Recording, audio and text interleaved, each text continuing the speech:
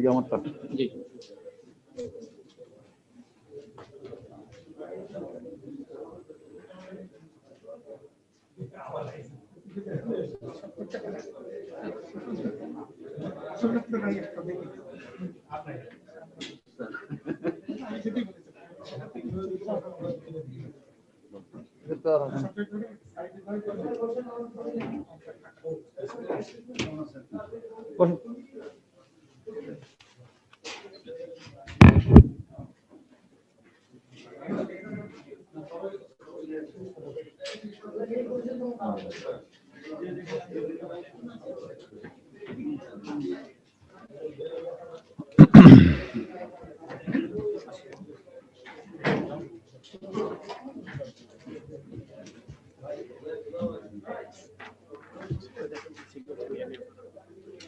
এই অ্যাটেন্ডেন্স পড়ে না তোমরা এগুলো।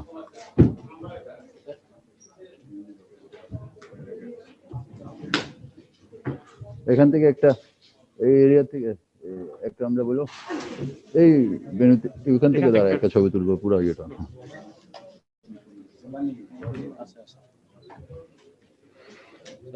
বামে বসবো না পিছনে বসবো? পিছনে না বামে বসবো? হ্যাঁ মানে কাছের দিকে আসো তোমরা থাকো।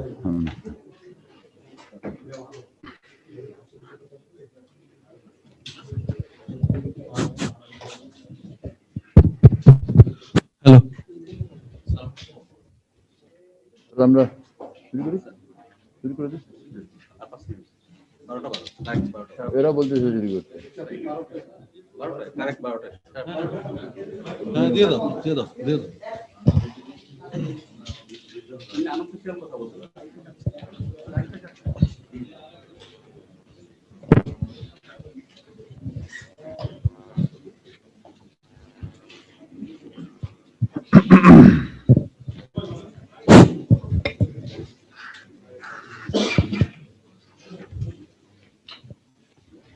এটা তো আসলে ওদের কাজে দেয় না, এটা তো না না সর্বশেষ সবাই খেয়ে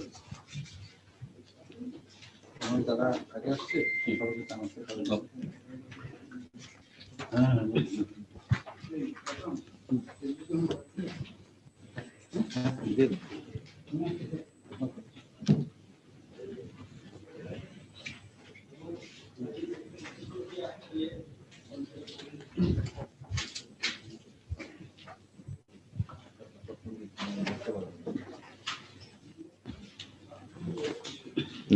মোবাইলে দিচ্ছে তো ছবি তুলে দেবে।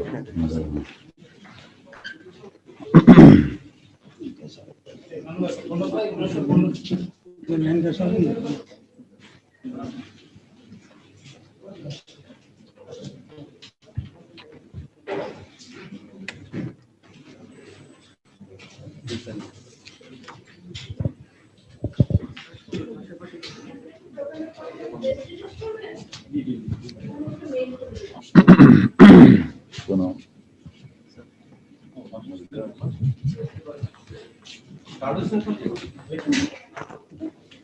ওই আসছে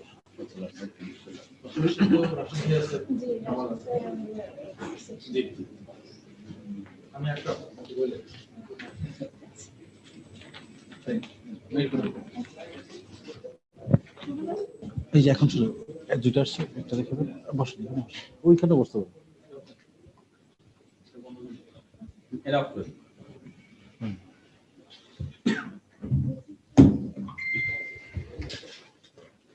নোটটা তো আছে।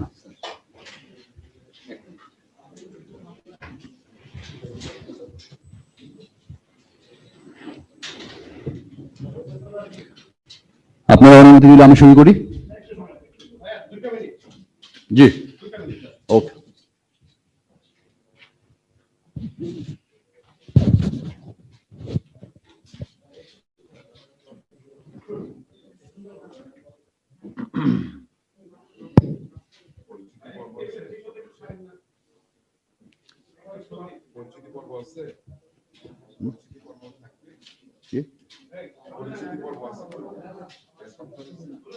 কাকে না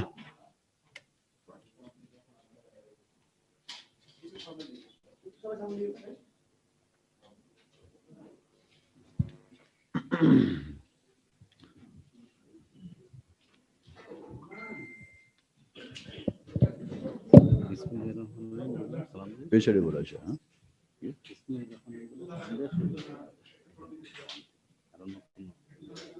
ইয়ে লাগবে না। আচ্ছা।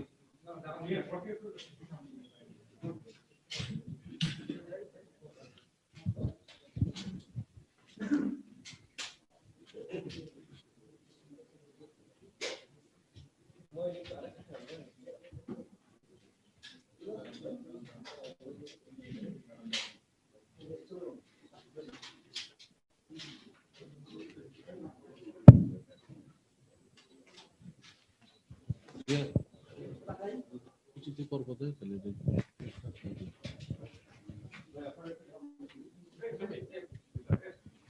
আমি কইতে কি সাংবাদিক না আসলে না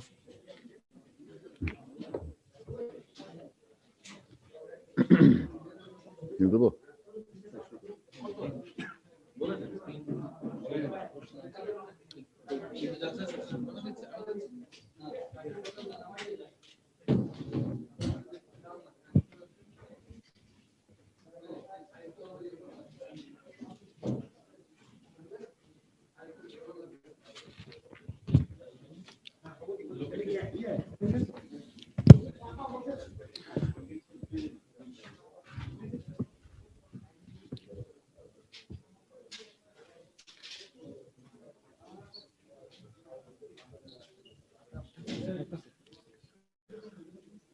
ওকে,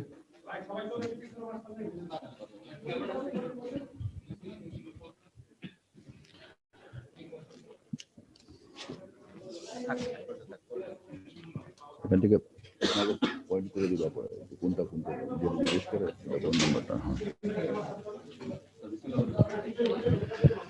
বিসমিল্লাহির রহমানির রহিম। আর একটু ওয়েট করবো? আচ্ছা ঠিক আছে, আপনারা বলেন, অসুবিধা নাই।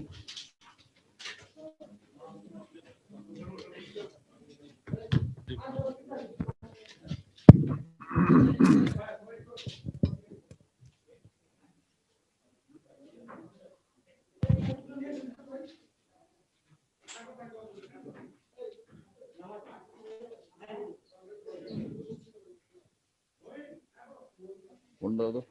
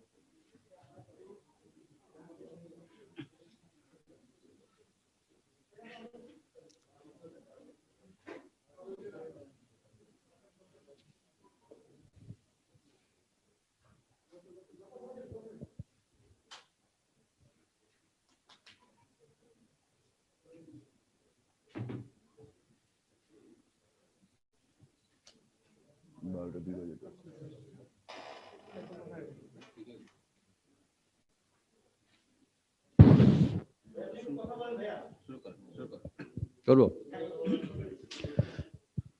বিসমিল্লাহির রহমানির রহিম। আমার পরিচালনা পর্ষদের পক্ষ থেকে Dhaka chamber of commerce and ইন্ডাস্ট্রির মিট দ্য প্রেস 2021 সনে আপনাদের সবাইকে স্বাগতম, সাংবাদিক ভাইয়েরা বোনেরা।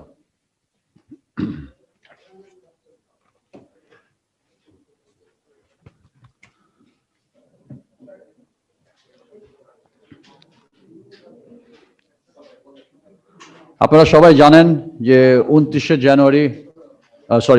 ডিসেম্বর 2020 সনে আমাদের এই পরিচালনা পর্ষদ দায়িত্ব নিয়েছে।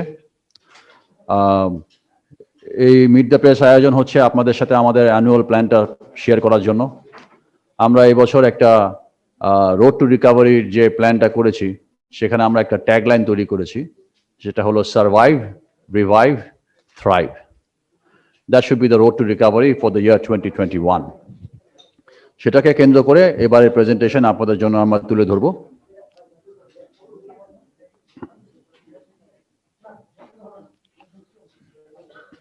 So আমি শুরু করছি। Formulating yearly priorities is a part of DCCI's legacy. DCCI believes in inclusive approach while chalking down yearly priorities, therefore unveil the plan of actions before the friends from print and electronic media. Despite having pandemic stress on various avenues of the economy took its course to revive the growth pace. The economy is required to concentrate on the revival and the survival agenda to overcome the pandemic implications, followed by agenda to thrive for economic transformation, leading to a developed economy by 2041. To continue the recovery momentum, revive and thrive our economy, DCCI feels some critical avenues are to be addressed for heralding private sector-led economic development. Please allow me to welcome you all to witness DCCI's priority, the road to recovery for 2021, formulated for inclusive private sector-led economic development. আমাদের পাশে যে স্লাইডগুলো আছে আপনারা দেখতে পাচ্ছেন, a brief snapshot of the Bangladesh economy. সেখানে it is worth mentioning যে আমাদের 5.24% growth, economic growth এই করোনাকালীন GDP. Inflation is stagnant at 5.29%, record high foreign reserve of $43.17 billion. FDI remittance 2.37 billion, but the remittance এবছর আমাদের highest $18.21 billion.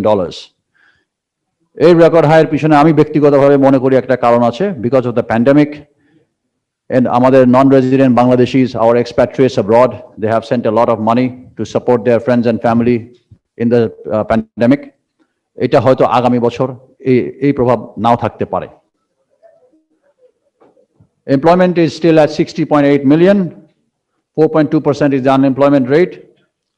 আমাদের export fall করেছে 16.93%, while imports fall করেছে 8.56%. এবছরের priorities গুলো যদি আপনারা দেখেন, আমরা এখানে একটা ট্রেনের মতো করেছি যে আমরা কিভাবে কি কি খাতে আমরা আলাপ আলোচনা করব এই পুরো বছরের পলিসি অ্যাডভোকেসির পিছনে। সেখানে বিভিন্ন সেক্টরে একটা পর একটা আমরা এজেন্ডা আলোচনা করব। আমাদের first agenda is cottage, micro, small and medium enterprises, the CMSME sector. Needless to mention that Dhaka Chamber is the voice of the SMEs. এই ব্যাপারে আমাদের শুরু করা উচিত এবং এই ব্যাপারে না বললেই না।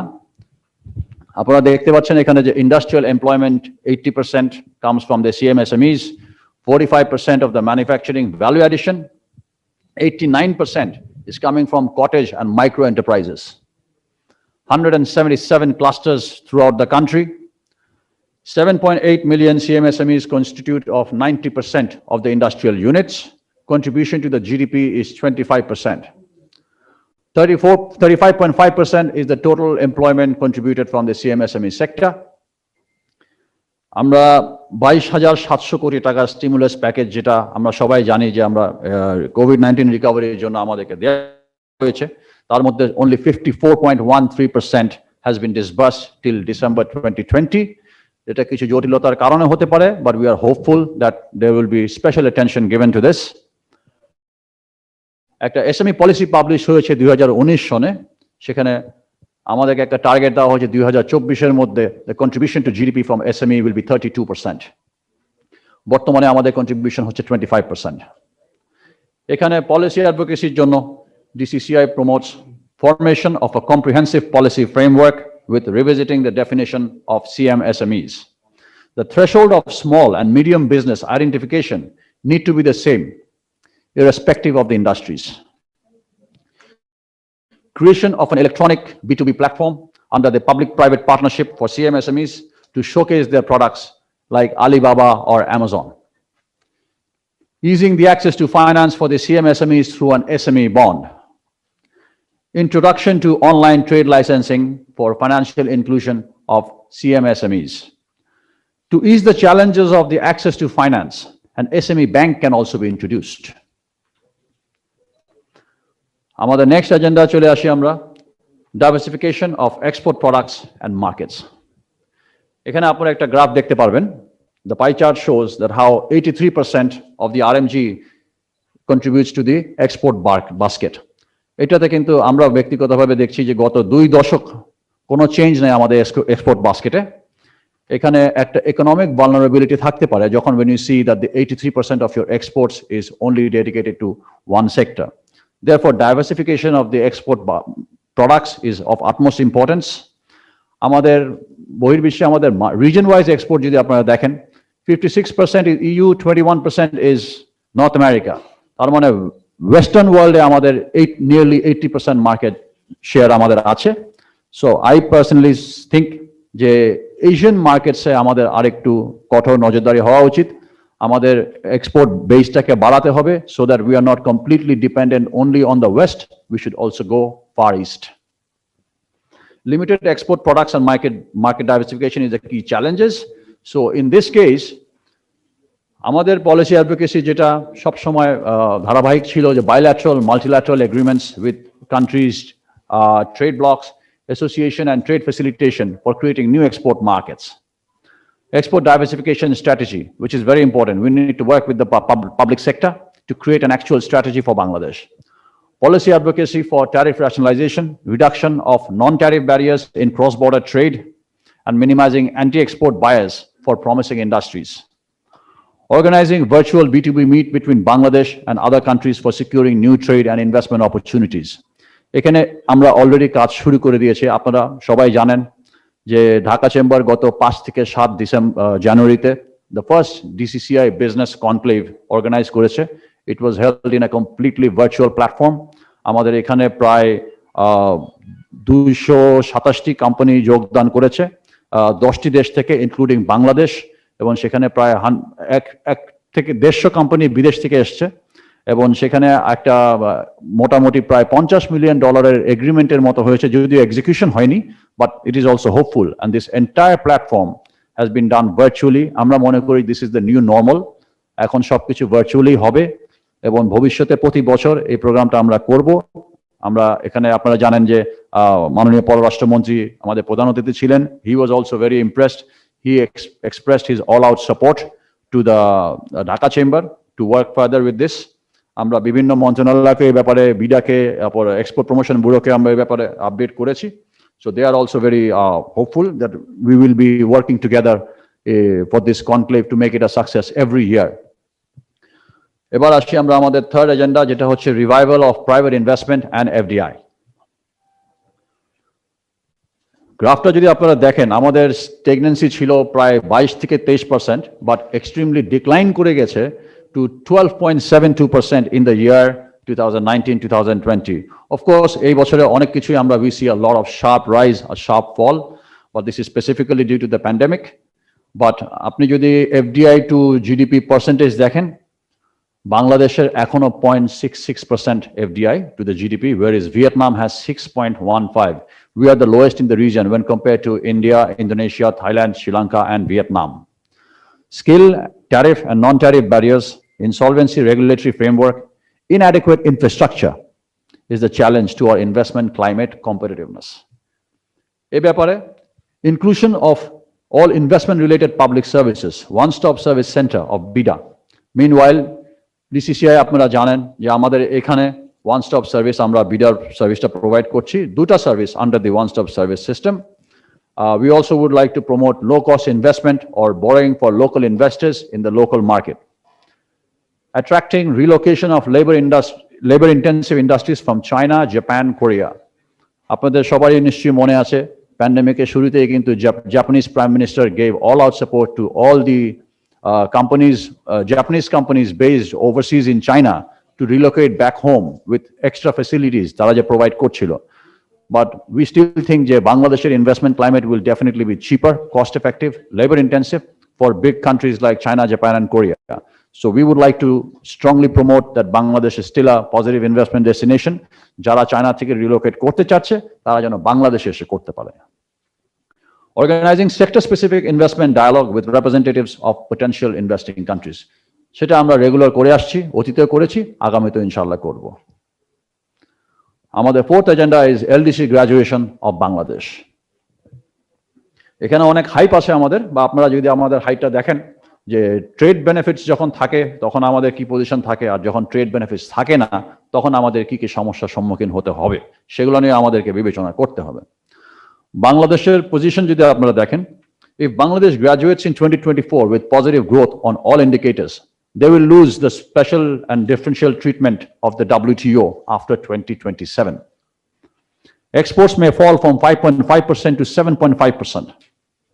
Later graduation and face an additional 6.7% tariff.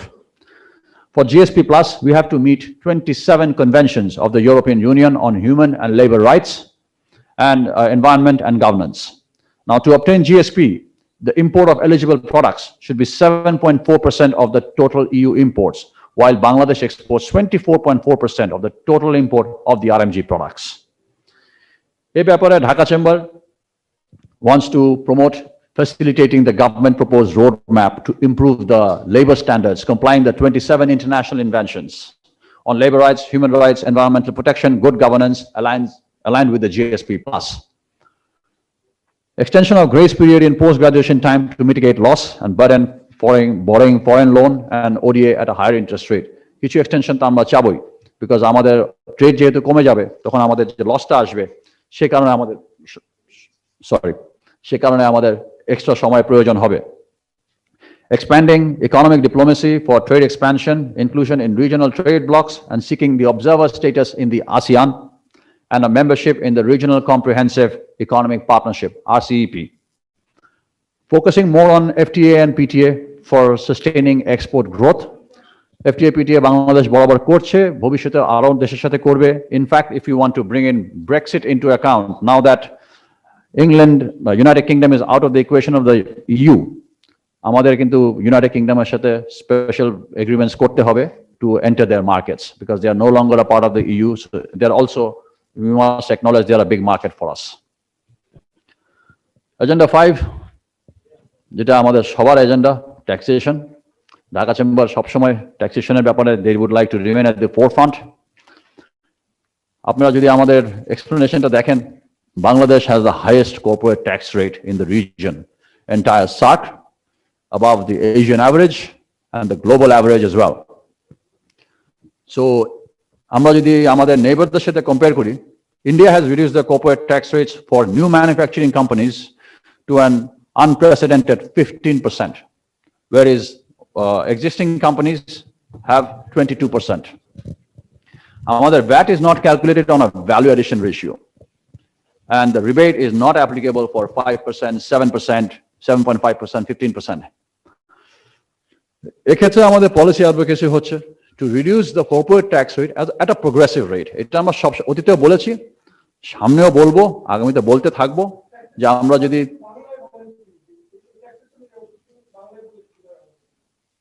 শুনি না বাংলায় বলো, এই পয়েন্টসগুলো একটু বাংলায় বলতে, বাংলায় বলো। আচ্ছা, ওকে। সো কর্পোরেট ট্যাক্স রেটের কথা যেটা বলছিলাম, যে আমরা চাচ্ছি যে এটা ধাপে ধাপে কমিয়ে আনার জন্য 5%, 7%, 10% রেসপেক্টিভলি আগামী 3 বছর, যে 20-21 অর্থ বছর, 22-23 অর্থ বছর এবং 23-24 অর্থ বছরের জন্য এটাকে ধাপে ধাপে কমিয়ে আনতে। হঠাৎ করে তো আমরা গভর্নমেন্টকে প্রেসার করতে পারি না যে কমিয়ে দেন, বাট আস্তে আস্তে এটা যদি আমরা slowly and steadily move করি, I think the private sector will prosper, and not only that, আমাদের NBR prosper করবে. We will have more people in the tax bracket. ট্যাক্সে যে সেভিংসটা হবে সেটা আমরা কি করব? সেটা আমরা R&D তে ইনভেস্ট করতে পারি, বন্ড মার্কেটে ইনভেস্ট করতে পারি, ইনফ্রাস্ট্রাকচার ফান্ড আছে সেখানে আমরা সেই টাকা ইনভেস্ট করতে পারি। আপনি সেই বেনিফিট আমাদেরকে তখনই দিবেন যখন আমরা স্পেসিফিক্যালি এটা skills development, R&D, infrastructure, bond এসব খাতে আমরা ইনভেস্টমেন্ট করব।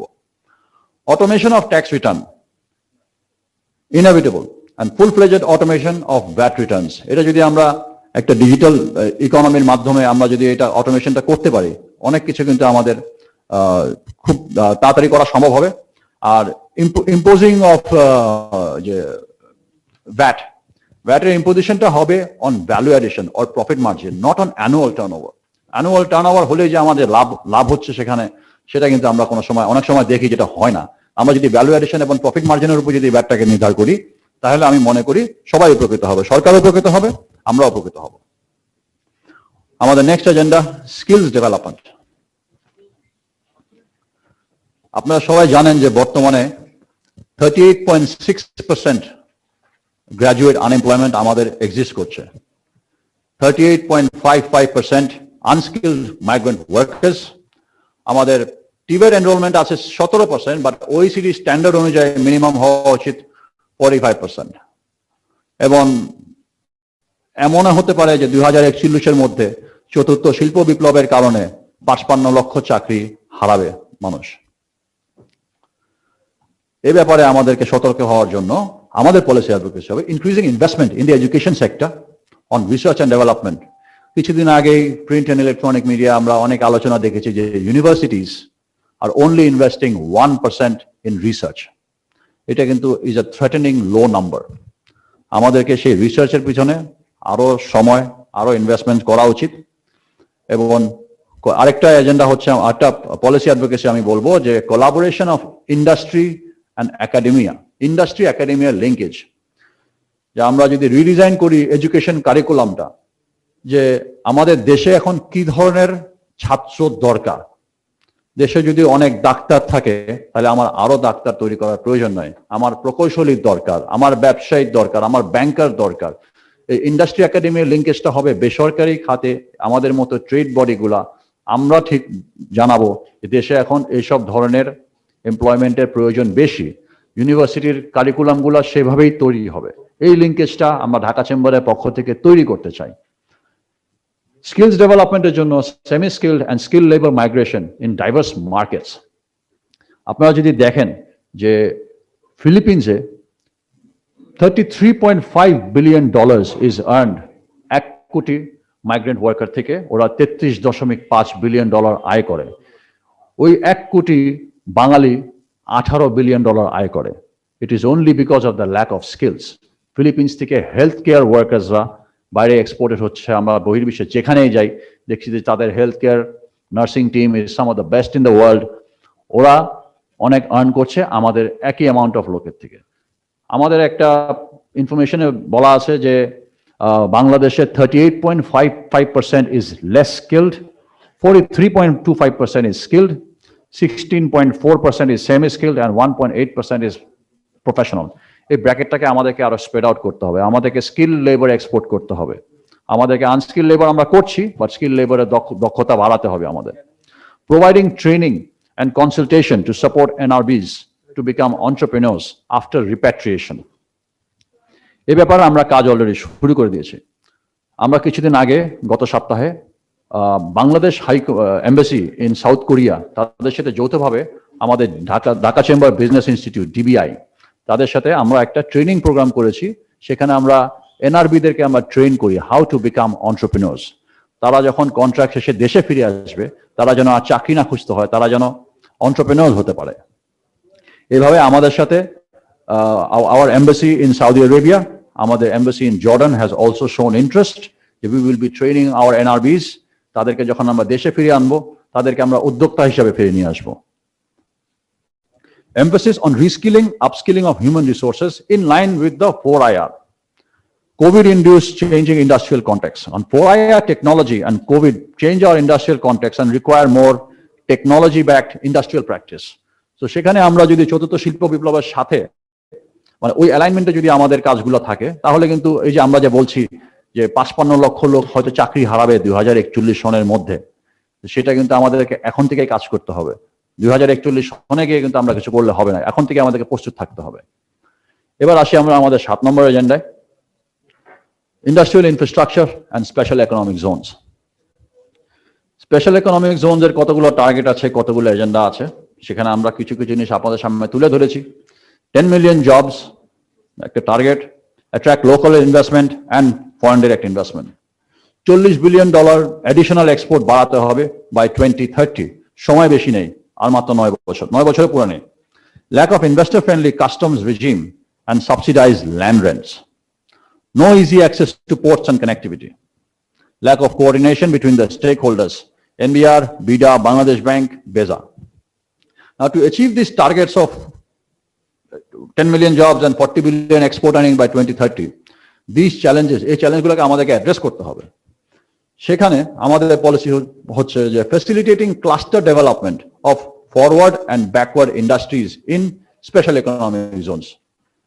Engaging with BESA one-stop service, যেটা আমরা বিডাতে দেখছি, বিজাতে যে one-stop service আছে, to provide support to the domestic as well as foreign investors.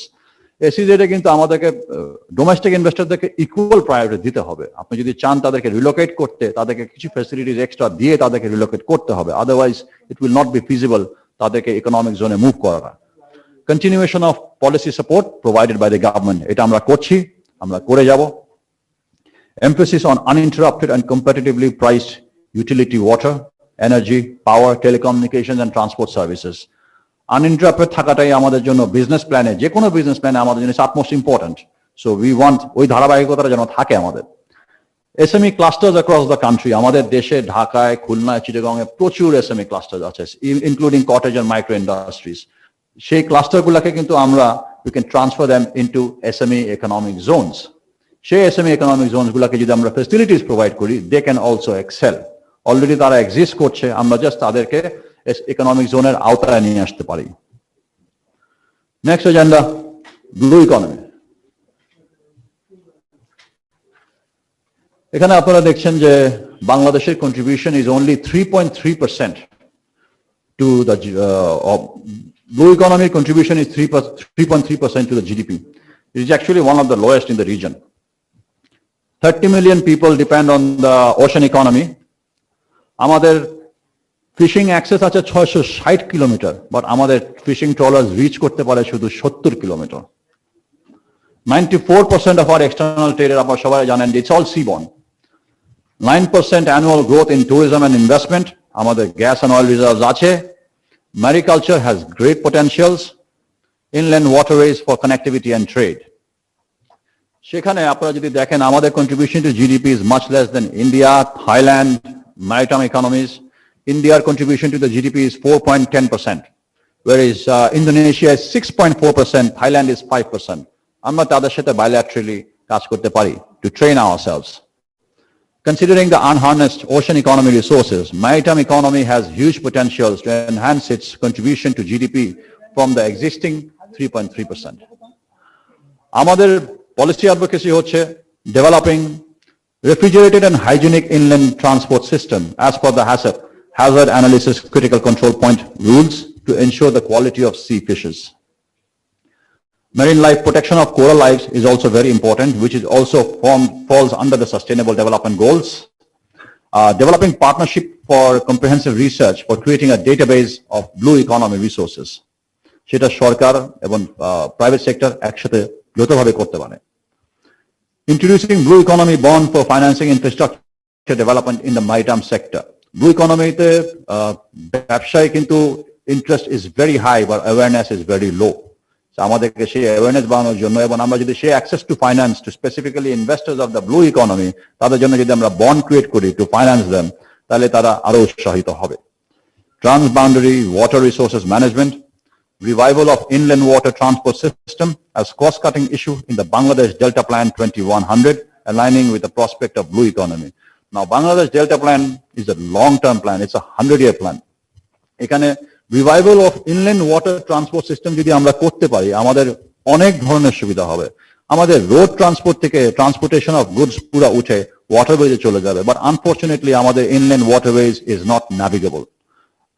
আমাদের মেগা ড্রেজিং প্ল্যান আছে সরকারের, সেখানে যদি আমরা ইনল্যান্ড ওয়াটারওয়েজকে একটু কনসেন্ট্রেশন দিই, আমরা কিন্তু রাস্তা থেকে আমাদের সব ট্রাকস, মালবাহী ট্রাকস গুলাকে আমরা কিন্তু জাহাজে ট্রান্সফার করে দিতে পারবো। It's cheaper, it's proven successful in every country in the world, and it will save time of delivery, traffic, congestion, which also costs the country very dearly. The next agenda is something we can never avoid, especially given the situation nowadays, is the digital engagement.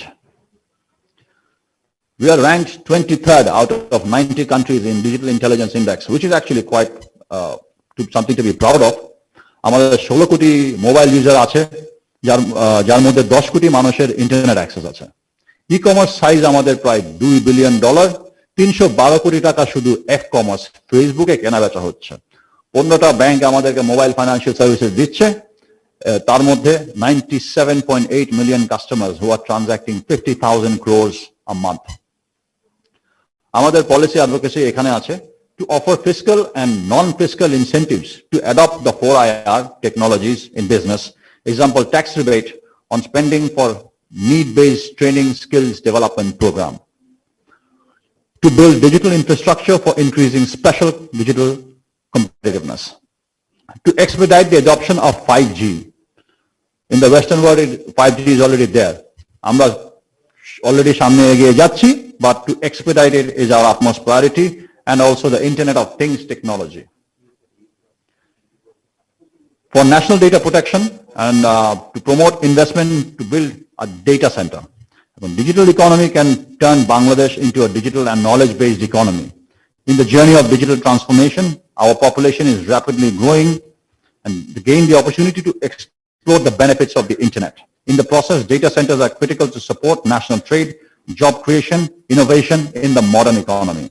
To facilitate 4IR technologies in artificial intelligence, Internet of Things, data security, and data preservation infrastructure is extremely critical. For enforcement of regulatory framework for ensuring consumer rights protection under the e-commerce-led business model. Consumer rights protection is self-explanatory, but e-commerce-led একটা business model যদি আমরা দাঁড় করাতে পারি, সেখানে সবাই digitally একই সাপোর্টটা পাচ্ছে। Moving on to this, our 10th agenda, which has already been announced, the 8th five-year plan and the private sector. সেখানে 4টা থিম আছে, যেটা আপনারা এখানে দেখতে পাচ্ছেন, is a pivotal theme related to the private sector. একটা হলো to promote labor-intensive, export-oriented manufacturing-led growth, infusing dynamism in the micro and small enterprise. Honorable Prime Minister has given special attention to the CMSMEs this year. Strengthening modern services sector, pushing exports of non-factor services. All indicators in the 8th five-year plan have huge private sector engagements and stakes, including financing for implementation. Now, the COVID-19 pandemic, post-LDC graduation, economic concerns, huge jobs in the informal sector, and decreasing private investments. These are the key challenges. We want to facilitate private investment for promoting employment-generative growth.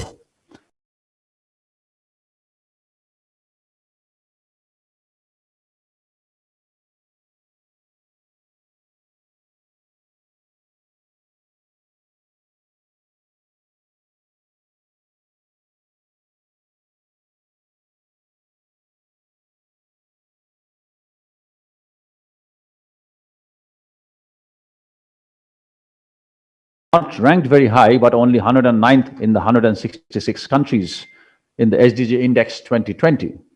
They have the highest, but we are proud to mention that we have the highest number of green garment factories. 3টা গোল specifically, যদিও 17টা গোলের সাথে আমরা কম বেশি জড়িত, but 3টা গোল specifically আমাদের private সেক্টরকে specifically enhance করে, which is goal number 8, decent work and economic growth. Goal number 9, industry, innovation and infrastructure. Goal number 12, which is responsible consumption and production. Policy advocacy for the sustainable business practice, we want to see that enforcing sector-wise sustainable SME business practice or model and policy support for adopting eco-friendly models. Resource efficient cleanup production and model across manufacturing sectors for climate protection. We also want to engage the business community in making them aware of the effects of climate change and the need for sustainable business practices. আমরা অনেকেই কিন্তু জানি না আমাদের ব্যবসা বাণিজ্যের মধ্যে দিয়ে কিন্তু আমরা সাস্টেনেবল ক্লাইমেটকে ইম্প্যাক্ট করতে পারি ভালোভাবে এবং খারাপভাবে। আমরা যারা ফর এক্সাম্পল ড্রেজিং অবকাঠামোতে জড়িত, আমরা ড্রেজিং করে যদি কোরালটাকে ধ্বংস করে দেই, তাহলে কিন্তু মেরিন লাইফ আপনার ব্লু ইকোনমি হবে না। So one is related to the other. So এই ধরনের অ্যাওয়ারনেস আমরা ক্রিয়েট করতে চাই through webinars, through seminars, through bilateral discussions. That businesses need to be aware that what are the impact of the climate change. আমাদের last agenda যেটা আছে, গত বছর মুজিব বর্ষে আমরা আসলে কোনো সেলিব্রেশন আসলে ঠিকমতো উদযাপন করতে পারিনি, but we are thankful to the ministry of public administration that ওনারা আমাদেরকে এই বছরটা পুরো দিয়েছেন সে উদযাপন করার জন্য। And it's also very emotional year, যে আমাদের বাংলাদেশের সুবর্ণ জয়ন্তী, স্বাধীনতা সুবর্ণ জয়ন্তী। এই দুটোকে কেন্দ্র করে Dhaka chamber would like to host their first investment summit. Dhaka chamber সবসময় বড় বড় প্রোগ্রাম করেছে। 2009, 2010, 2016, 2018-তে মাননীয় প্রধানমন্ত্রী আমাদের 4টি কনফারেন্স উদ্বোধন করেছেন, বিভিন্ন মন্ত্রী, বিভিন্ন বিদেশের মন্ত্রীরা এসে আমাদের প্রোগ্রামে যোগদান করেছেন। এ ধরনের প্রোগ্রাম সারা বছর তো হতেই থাকবে, বাট এবার আমরা চাচ্ছি, because of the sentiments behind the birth centenary of Bangabandhu Sheikh Mujibur Rahman and the golden jubilee of the independence of Bangladesh, we want to celebrate with the whole world. 50 বছর পরে আমরা কোথায়? We want to tell the world that Bangladesh is ready for you. আমরা এখন আর টাকা আমাদের প্রয়োজন নাই, টাকা আমাদের home grown investment is 85%. We want to bring technology, we want to bring 4IR, we want to bring expertise. আমরা expertise import করব, আমাদেরকে আর ফান্ডস ইম্পোর্ট করতে হবে না। আমরা নিজেরা পদ্মা বীজ বানিয়ে ফেলেছি, আমরা এখন নিজেরা মেট্রো রেল বানাচ্ছি, আমরা অনেক কিছুই করতে পারি। So we need the expertise, we want to import the expertise, we want to bring it in. That is why Dhaka Chamber wants to portray Bangladesh in a destination টা আমরা আপনাদেরকে বলতে পারছি না, এই for the pandemic reasons. We don't know which country will be open, but এটা আমরা বছরের শেষের দিকে করব। তার আগে অনেক প্ল্যানের ব্যাপার স্যাপার আছে, আমরা আপনাদের সবাইকে আমন্ত্রণ জানাবো, বেসরকারি সবাইকে আমরা আমন্ত্রণ জানাবো, সরকারকেও জানাবো। অলরেডি আমরা এটা আলোচনা করেছি প্রধানমন্ত্রীর কার্যালয়, পররাষ্ট্র মন্ত্রণালয়, এবং সামনে যেসব মিটিং আমরা যাব সেখানে আমরা করব। আমরা আশা করি তাদের থেকে আমরা সাপোর্ট পাবো, অলরেডি কিছু সাপোর্ট আমরা পাচ্ছি, এবং আমরা সেটা যৌথভাবে করব, এবং আমরা আশা করি we can celebrate Bangladesh properly এই বছর বিশেষ করে, এবং ঢাকা চেম্বারকে আন্তর্জাতিক মানে ইন্টারন্যাশনালাইজ করে আমরা যেন এই অ্যাচিভমেন্টটা করতে পারি। আপনাদের সবাইকে ধন্যবাদ ফর ইউর পেশেন্স, আমার কথা শোনার জন্য। আপনাদের যদি কারো কোনো প্রশ্ন থাকে, আমরা একটা একটা করে কোয়েশ্চেন নিব, 2-3টে করে প্রশ্ন নিয়ে সেগুলোকে জবাব দিয়ে আমরা আবার আপনাদেরকে জবাব দিয়ে আমরা শেষ করে ইনশাআল্লাহ আমরা সবাই একসাথে খেতে বসবো। আপনাদের সবাইকে ধন্যবাদ।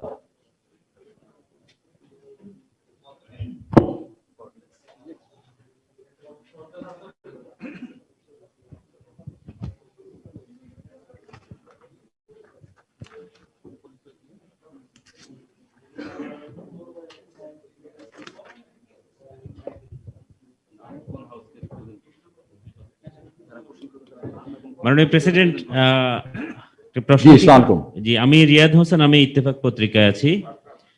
মাননীয় প্রেসিডেন্ট, আপনার পুরো বক্তব্য আমরা শুনেছি, অত্যন্ত মানে আশাব্যঞ্জক।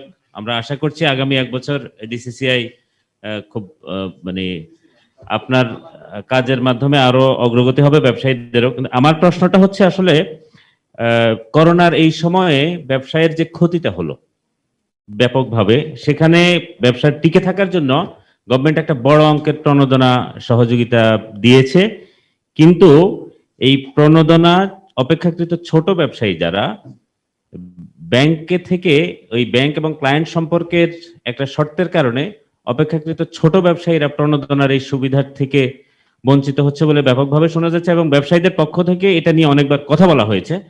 আপনারা আসলে এই বিষয়টাতে স্পেসিফিক্যালি এই সময়টাতে আপনারা মানে এটাকে কিভাবে হ্যান্ডেল করতে চাচ্ছেন, ব্যবসায়ীদের কাছে যাতে প্রণোদনার ছোট ব্যবসায়ীদের কাছে যাতে টাকাটা যায়, এবং এক্ষেত্রে ব্যাংকের প্রতি আপনাদের এটা আসলে কি থাকবে? ধন্যবাদ। আপনাকে ধন্যবাদ। আপনার সাথেই মনে হয় আমার কথা হচ্ছিল এই ব্যাপারে, যাই হোক আমি এটা বলবো, আমি এটা বলছি। আমরা নেক্সট কোয়েশ্চেনে চলে যাই, আমরা 2-3টা প্রশ্ন একসাথে নিয়ে নিচ্ছি, আমি এটাতে আসছি। আসসালামু আলাইকুম, আমি রিজভি নওয়াজ, চ্যানেল আই কাজ করি। জি, আমার যে সহকর্মী ইত্তেফাকের রিয়াদ যে প্রশ্নটা করেছে, আপনার প্রেজেন্টেশনে আপনি বলেছেন যে অনলি 54% মনে হয় ডিসবার্স হয়েছে সোফার 22,700 কোটি টাকার। এর আগে যে প্রেসিডেন্ট ছিলেন ঢাকা চেম্বারের শামস ভাই, উনি তো খুব আমাদেরকে বলেছিলেন যে আপনারা এখানে ডিসিসিআই এর মেম্বার যারা আছে তাদের জন্য একটা কর্নার করেছেন, হেল্প ডেস্ক করেছেন, তারপর আপনারা পার্সোনালি মানে ঢাকা চেম্বারের থেকে ব্যাংকগুলোর সঙ্গে পার্সিউ করছেন যাতে এই টাকাটা মানে হয়, ছাড় হয়। তো আপনাদের এত কিছুর পরও 54% সেটা তো ডেফিনেটলি হতাশার। তো আপনারা ঢাকা চেম্বার থেকে ওই যে হেল্প ডেস্ক করেছিলেন, ওইটার আসলে আউটপুটটা কি, এটা স্পেসিফিক বলবেন প্লিজ। Thank you. পিছন থেকে বলছি, আমি শরফুল, কাজ করি এটিএন বাংলায়। মিস্টার প্রেসিডেন্ট, আমার প্রশ্ন হচ্ছে, গভর্নমেন্ট সিএসএমই খাতের যে বরাদ্দ দিয়েছে এবং নতুন করে আরেকটা বরাদ্দ এসছে দ্বিতীয়বারের মতো, সেই সব বরাদ্দ তো ডিসবার্স হচ্ছে, যেটা আপনি হয়তো বলবেন যে আপনাদের সেখানে কন্ট্রিবিউশন কতটুকু। এর বাইরে ঢাকা চেম্বার নিজের উদ্যোগে ছোট যা প্রান্তিক যেসব উদ্যোক্তারা আছেন তাদের জন্য আপনারা কি করেছেন, আপনাদের নিজেদের উদ্যোগ যেটা, সেটা একটু শেয়ার করবেন আমাদের সাথে। ধন্যবাদ। থ্যাংক ইউ শাহুল ভাই। মিস্টার প্রেসিডেন্ট, আমি খালেদ চৌধুরী, ন্যাশনাল টাইমসে কাজ করি। আমার প্রশ্ন হচ্ছে, আপনারা ট্যাক্স এবং ভ্যাট নিয়ে বিশেষ করে এসএমই লেভেলে যারা আছে তাদের জন্য কোনো আলাদা সেগমেন্ট যে মার্জিন আপনারা প্রপোজ করবেন কিনা? আরেকটা জিনিস, আপনারা প্রেসিডেন্ট যখন ফার্স্ট টাইম আসেন প্রেস কনফারেন্স করেন, আপনারা অনেক কিছু প্রস্তাবনা দেন, অনেক কিছুই করেন, কিন্তু চলে যাওয়ার সময় কোনো একটা ক্লোজিং রিভিউ বা কতটুকু আপনারা আপনার কাজ করতে পারলেন বা প্রজেক্টগুলো কি কি রেখে গেলেন কোন পর্যন্ত, এগুলো আর কিন্তু কিছু আমরা দেখি না। তো আপনি কি যখন আপনার টার্ম শেষ হবে তখন কি আপনি এই ধরনের কোনো কিছু করার প্ল্যান আছে কিনা? আমি আপনাকে ওয়াদা করছি সেটা হবে। আমি যাওয়ার আগে আপনাদের জবাব দিয়ে যাব। আমার টার্ম শেষ হওয়ার আগে আপনাদের সাথে আরেকবার বসবো, এটা আমি আজকে বলে দিলাম আপনাদেরকে। Thank you. আমি একটু কিছু কিছু প্রশ্নে আমি জবাব দিয়ে যাই।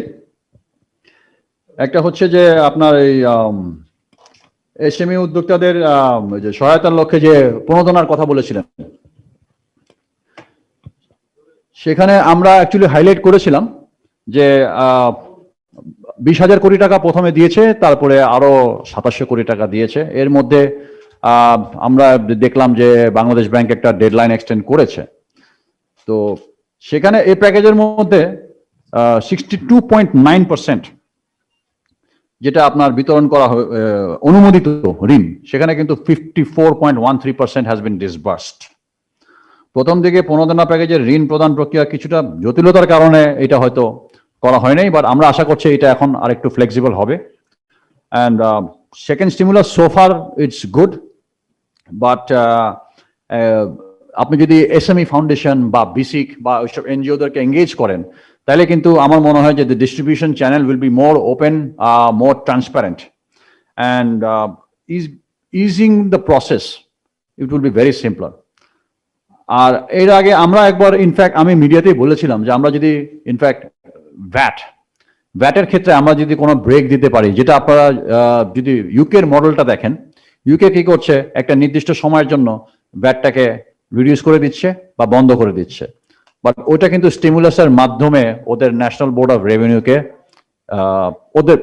ওদের এনবিআর কে প্রণোদনা দেওয়া হচ্ছে। That's exactly how the concept is working.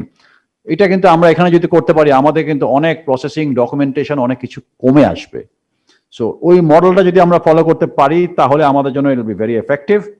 আর আরেকটা হলো করোনার কালীন যে আমাদের এফেক্টটা, তো এখানে যে আমরা what we want to say is we want to make the process more inclusive. আমরা সবসময় ঢাকা চেম্বার বলি যে ইনক্লুসিভ স্টেক হোল্ডার কনসালটেশন, এটা আমাদের জন্য ইজ ভেরি ইম্পর্টেন্ট। যদি আমরা সবসময় সরকারের সাথেই বিভিন্ন পর্যায়ে বিভিন্ন কমিটিতে আমরা কাজকর্ম করছি। আর আরেকটা যেটা ইফ আই রিকল সিএমএসএমই নিয়ে একটা ইয়ে চলে আসছে। সিএমএসএমই আমরা খালি এসএমই করতে থাকি, বাট কটেজ মাইক্রো স্মল যারা আছে এরা কতখানি অ্যাক্সেস পায়? এরা তো বেশি পায় না। আপনার যে ঋণের ক্ষেত্রে যেটা আপনি বলছেন যে মিডিয়াম যারা আছে, মিডিয়াম তো 10 কোটি 20 কোটি 30 কোটি টাকা লোন নিয়ে চলে যাচ্ছে, অথচ একটা কটেজ ইন্ডাস্ট্রি বা একটা স্মল ইন্ডাস্ট্রি হয়তো তার 10 লাখ টাকার ঋণটা পাচ্ছে না। তাদেরকে কেন্দ্র করে এখন বেসরকারি, আমরা উই আর দ্য ভয়েস, আমরা খালি আওয়াজ দিব, আমরা কিছু করতে পারবো না, আমরা আওয়াজ দিয়ে যাব সরকারের সাথে যৌথভাবে কাজ করে। এই জন্য আমি কিন্তু বলেছিলাম যে আমরা যদি এসএমই কে কেন্দ্রীয় করে একটা বন্ড বা একটা ব্যাংক করা যায়, সে ধরনের নির্দেশনা আমরা সরকারকে দিতে চাই। অ্যান্ড এনহ্যান্সিং যে মানে ডেফিনেশনটা যদি আমরা একটু ব্রড করে দিই, যে কটেজ মাইক্রো অ্যান্ড স্মল, এটা যদি আমরা আলাদা করে ফেলতে পারি আর মিডিয়ামকে যদি লার্জে নিয়ে যাই, তাহলে কিন্তু অনেক সমস্যার সমাধান আমাদের হয়ে যেতে পারে। এটা আমাদের একটা চিন্তা ধারণা আছে। আমরা এটাকে একটা ডিটেল প্রজেক্ট প্রোফাইল তৈরি করে আমরা we want to place it to the industries, the ministry of commerce, that for their consideration. আর আমাদের এসএমই ডেভেলপমেন্ট ডিপার্টমেন্ট যেটা আছে, they are always providing the DCCI members by providing circulars and আপনার ওই স্টিমুলাসের access পাওয়ার জন্য বিভিন্ন documents হ্যাঁ, সেটা তো আমরা সরি বাংলাদেশ ব্যাংকের যে আপডেটগুলো আসে সেগুলো আমরা সার্কুলেট করছি আমাদের ডেভেলপমেন্ট ডিপার্টমেন্টের মাধ্যমে, এবং সেখানে আমরা ফর্মসগুলো বিতরণ করছি, তারা স্টিমুলাসের অ্যাপ্লিকেশনের জন্য আমাদের কাছে অ্যাপ্লাই করছে। সো আমরা আমাদের পক্ষ থেকে, যেটা ঢাকা চেম্বারের পক্ষ থেকে আমরা যতখানি করার চেষ্টা করছি করে যাচ্ছি। There is always room for improvement. আমাদের সব করে ভালো করতে পারছি সেটা বলছি না, but always room for improvement. আপনাদের প্রশ্নের পিছনে এখন আমাদের অনেক কাজ বেড়ে যাবে, যে এইসবগুলো আমরা কাজ করে দেখাতে হবে আমাদেরকে। আর আরেকটা যেটা এসেছিল প্রণোদনা, তো I think I have address the প্রণোদনা ইস্যু। আর কোনটা starting the SME challenges, thank you আমাকে যে প্রশ্নটা করেছেন। এসএমই চ্যালেঞ্জেসের ক্ষেত্রে মানে আমরা কিন্তু এসএমই পলিসি যেটা আছে 2019, এটা তো এক্সপায়ার করে যাচ্ছে 5 বছরে। সো এসএমই চ্যালেঞ্জেসের ব্যাপারে আমরা কিন্তু স্টাডি রিপোর্ট বা ধরেন কোন ধরনের একটা ইনক্লুসিভ টুল যেটা দিয়ে আমরা এসএমই মার্কেটটাকে স্টাডি করতে পারবো। আমরা ধরেন এই যে বিভিন্ন ধরনের ইন্ডেক্স দিয়ে, যে আমরা যে আজকে আলাপ করলাম, এসডিজি ইন্ডেক্স, কম্পারেটিভনেস ইন্ডেক্স, বিভিন্ন ধরনের ইন্ডেক্স আছে। তো ইন্ডেক্সিং ইজ আ টুল। আমরা কি এমন কোনো টুল নিয়ে কাজ করতে পারি কিনা সরকারের সাথে যৌথভাবে, যেখানে আমরা বটলনেক্স গুলোকে পিন পয়েন্ট করতে পারবো, আর ডিটেইলড প্রোডাক্ট। যেমন গত 2 বছর আগে ঢাকা চেম্বার বন্ড মার্কেটের উপরে একটা স্টাডি করেছিল, এন্ড দেন আমরা একটা সার্ভে, ডিসিসি একটা সার্ভে করেছিল অন এসএমই চ্যালেঞ্জেস ইন 2020 সনে। তো ওই সার্ভের উপরে আমরা একটা স্টাডির রিপোর্ট তৈরি করব টু আইডেন্টিফাই দ্য বটলনেক্স, যে আমাদের সমস্যাগুলো কোথায় আছে এবং how we can address those problems. Actually সমস্যাটা আমরা আসলে সবাই খালি সমস্যার কথা বলি, বাট এবার আমার মনে হচ্ছে যে আমরা সমাধানের কথাগুলো বলবো। আমরা ওই রিপোর্টে আমরা সমাধানগুলো তুলে ধরবো।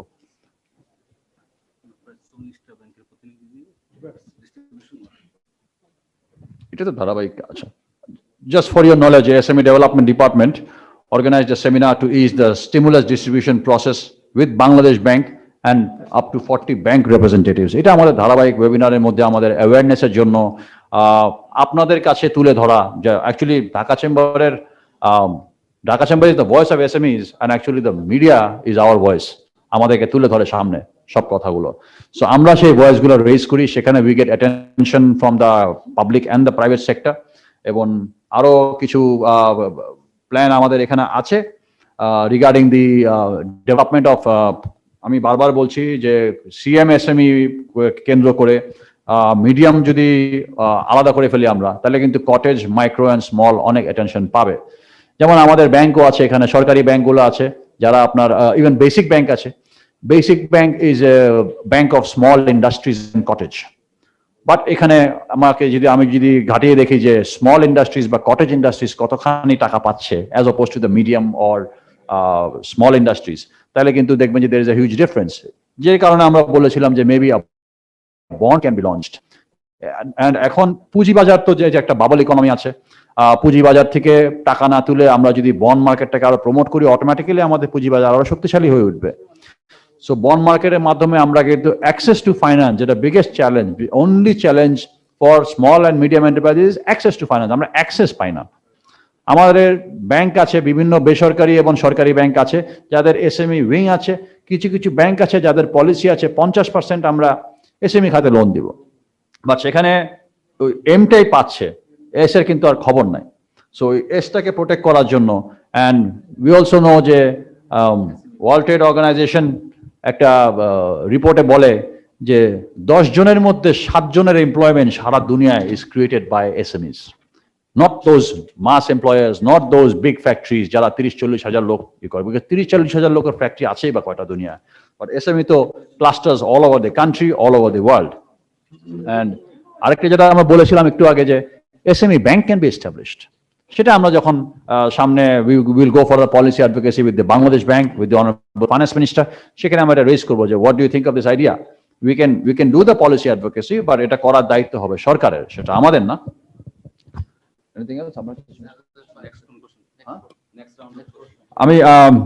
আমি যদি সবগুলো প্রশ্নের আনসার দিয়ে থাকি, এরপরে আমি যদি নতুন সেট অফ কোয়েশ্চেন্স যদি ওয়েলকাম করতে চাই, কেউ যদি করতে চান প্লিজ করতে পারেন।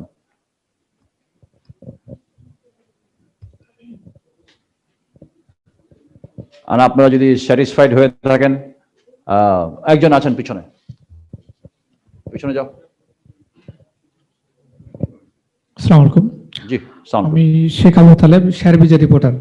জি মাননীয় প্রেসিডেন্ট, আমার প্রশ্নটা মনে হয় একটু বেশি হবে। আমি কিছু উত্তর পেতে চাই। আপনার ধন্যবাদ জানাই আপনাকে সুন্দর একটা প্রেজেন্টেশনের জন্য, এবং আরো ধন্যবাদ জানাই যে প্যান্ডেমিক সিচুয়েশন আপনি সাহস করেছেন আমাদের নিয়ে বসার জন্য। আপনি এফডিআই নিয়ে একটু বলেছেন, এখানে পিয়ার কান্ট্রিগুলোর একটা রেশিও দেখিয়েছেন, সেখানে ভিয়েতনাম এফডিআই এর ক্ষেত্রে সবচেয়ে বেশি। আমরা যদি বাংলাদেশের পার্সপেক্টিভ চিন্তা ভাবনা করি, গত 12 বছর প্রায় এক যুগ রাজনৈতিক অনেকটা স্থিতিশীল অবস্থায় আছে দেশ। সেক্ষেত্রে আমরা এফডিআই কেন আকর্ষণ করতে পারছি না, যেখানে চীনের একটা সম্ভাবনা আছে? এক্ষেত্রে যদি একটু স্পেসিফিক বলেন। এসএমই নিয়ে আপনি বলেছেন একটা এসএমই নিয়ে আমরা বাংলাদেশ ব্যাংকের সঙ্গে যখন বিভিন্ন সময় বসেছি, বাংলাদেশ ব্যাংক বলেছে যে এসএমই এন্টারপ্রাইজদের অল বাংলাদেশ ব্যাপী একটা ডাটাবেজ নেই। এসএমই ফাউন্ডেশন এসএমই নিয়ে কাজ করে, আপনারা করছেন। সেক্ষেত্রে এসএমই ফাউন্ডেশনকে আপনারা বা সরকারকে আপনারা এই সংক্রান্ত কোনো পলিসি স্পেসিফিক দিবেন কিনা, যে ব্যাংকিং যে রুলস অ্যান্ড গাইড যেভাবে চলে সরকার এবং ব্যাংকগুলো যেভাবে নির্ধারণ করে দিয়েছে, সেই জুরিডিকশনে আসলে এসএমই গুলোকে খুব বেশি করার কোনো সুযোগ বিদ্যমান অবস্থায় নেই। সেক্ষেত্রে আপনারা কোনো স্পেসিফিক পলিসি দিবেন কিনা সরকার কিংবা ব্যাংকে, যে এসএমইদের ক্ষেত্রে ধরুন ডিসবার্সমেন্টের ক্ষেত্রে এই জায়গায় সহযোগিতা করা যায়।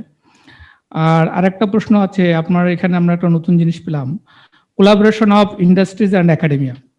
এটা গত কয়েক বছর থেকে ডিসিসিআই এবং অন্যান্য জায়গায় যখনই আলোচনা হয় তখন এই বিষয়টা বিজনেস সোসাইটি থেকে আসে। আপনি বলেছেন যে কোলাবোরেশনটাই আমাদেরকে একটু স্পেসিফিক বলবেন যে আসলে কোলাবোরেশনটা কোন পর্যায়ে হওয়া উচিত? এটা কি প্রাইমারি লেভেলে, না হায়ার এডুকেশন, না ইউনিভার্সিটি লেভেলে, এটা পাবলিক হবে না প্রাইভেট হবে? এই আলোচনাটা আমরা বেশ কয়েক বছর থেকে শুনছি, কেউ এখন পর্যন্ত স্পেসিফিক প্রপোজাল দেয় নাই। আপনি কোন স্পেসিফিক প্রপোজাল দেবেন কিনা? আমার সর্বশেষ প্রশ্ন, আপনি বলেছেন যে আমাদের ব্লু ইকোনমিতে আমরা 70 কিলোমিটার পর্যন্ত আমাদের ফিশিং বোটগুলো যেতে পারে out of 66 kilometre. What is the reason behind that? Is it technical problem or our policy maker decision problem? Thank you. আপনাকে ধন্যবাদ। একটা ইন্টারভিউ হয়ে গেল আপনার সাথে মোটামুটি আমার। আমি একটু আপনি যে ইন্ডাস্ট্রি একাডেমিয়ার যেটা প্রশ্নটা করেছিলেন ওটা একটু আমি চট করে আপনাকে বলে দিই যে এখন ইন্ডাস্ট্রি একাডেমিয়ার ক্ষেত্রে যেটা বলেছি যে কোলাবোরেশনটা আপনি রিসেন্টলি আমরা কয়টা ইউনিভার্সিটি, 12টা ইউনিভার্সিটির সাথে আমাদের অলরেডি এক্সিস্টিং এমওইউ আছে। তাদের সাথে আমরা অলরেডি কাজ করছি আমাদের ডিসিসিআই বিজনেস ইনস্টিটিউটের মাধ্যমে। এবং আমরা যেটা ইন্ডাস্ট্রি একাডেমি লিঙ্কেজ যেটা বলতে চাই, যেটা আমি আগেও বলেছি, যে আমরা বলে দিব ইন্ডাস্ট্রি থেকে যে কি ধরনের ছাত্র প্রয়োজন, আর এডুকেশন সিস্টেমগুলো কারিকুলাম তৈরি করবে। এডুকেশন বলতে ইউনিভার্সিটি লেভেলে, আমরা ইউনিভার্সিটি বলছি, যারা ধরেন গ্র্যাজুয়েটস হবে তাদের ক্ষেত্রে আমরা বলছি। তাদেরকে আপনি ইন্ডাস্ট্রি লেভেলে আমরা বলে দিব যে এই ধরনের এন্টারপ্রেনার আমাদের উদ্যোক্তা লাগবে, আমাদের একটা ইঞ্জিনিয়ার লাগবে, আমাদের অ্যাকাউন্টেন্ট লাগবে, এইগুলো আমাদের ডিমান্ড বেশি এবং তারা ওইভাবে তৈরি করবে। এটা ইউনিভার্সিটি এবং প্রাইভেট সেক্টর লেভেলে, যার কারণে আমরা বিভিন্ন বেসরকারি ইউনিভার্সিটি, ইভেন সরকারি কিছু সরকারি university, even Bangladesh university professional, yes Bangladesh university professional, যেমন আমরা চেষ্টা করবো বড় বড় সরকারি ইউনিভার্সিটির সাথে সে চুক্তিবদ্ধ হতে, এবং সেভাবে আমরা এটাকে ইন্ডাস্ট্রিতে যে স্কিলস ডেভেলপমেন্ট যেটা আছে এটাও কিন্তু এখানে ইন্টার রিলেটেড। আপনি যদি দেখেন আমাদের যে ধরনের স্কিলস প্রয়োজন আছে, আরো 8টা এমওইউ আমাদের পাইপলাইনে আছে এবং সামনে হয়তো আরো হবে ইনশাল্লাহ। সেটা আমরা এটা হচ্ছে to talk about the industry এবং একাডেমিয়ার লিঙ্কেজ, এবং এটা ওই লেভেলেই হবে যে আমাদের ট্রেড বডির পক্ষ থেকে ইউনিভার্সিটি পর্যন্ত, ইউনিভার্সিটির সাথে সরাসরি আমরা যৌথভাবে কাজ করব। এবং কিছু কিছু ইউনিভার্সিটির সাথে আমরা কাজ শুরু করেছি, আমরা ওদের সাথে ট্রেনিং প্রোগ্রামস করছি, ইনফ্যাক্ট জয়েন্টলি আমরা সার্টিফিকেট দিচ্ছি। অ্যান্ড এছাড়া আরেকটা এসেছিল আপনার